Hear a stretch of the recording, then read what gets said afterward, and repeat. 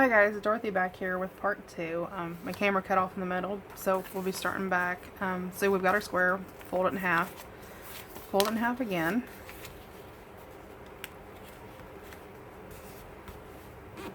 fold it in half, and then I always turn it over and fold it the other way, always trying to, get the edges as close as you can.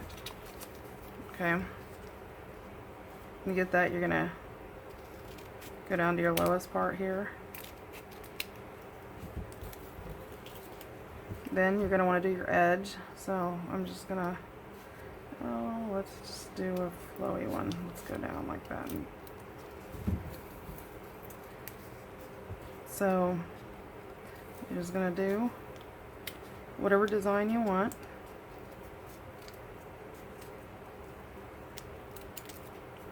Let's say we want to cut the middle out. Then say we want to do a small circle over here. And you don't have to do a lot of, cuts to actually get some in there because of the way it's folded. So, when you unfold it,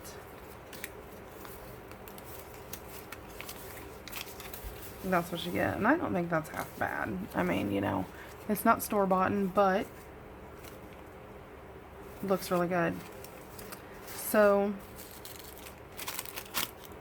this is a piece of wax paper, and I've actually put a coating on it, and I'm going to do another DIY about that, so stay tuned for the whole this tissue paper, not wax paper, I'm sorry, but you could use a wax paper, you could use parchment paper, you could use baker's parchment paper, you can use a lot of different things, different colored tissue paper, you could solid color, so you literally could have whatever color doily that you wanted.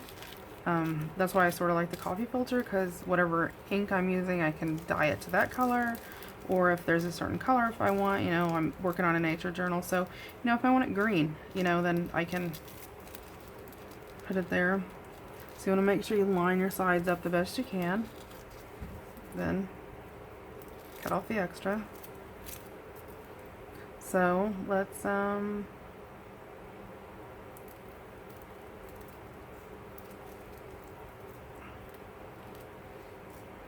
do like that. Let's do a curved center.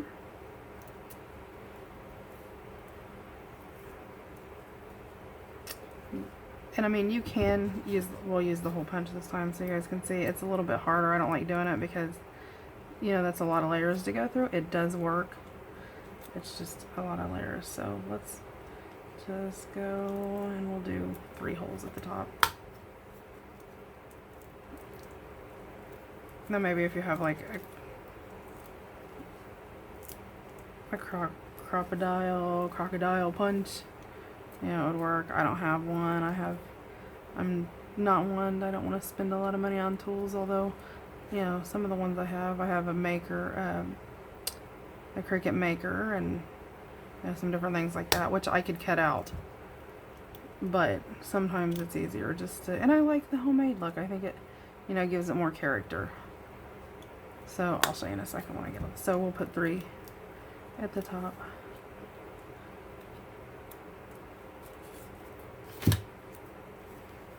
So that's what we did there. See, just 3 holes. And you can do any kind of design you want to.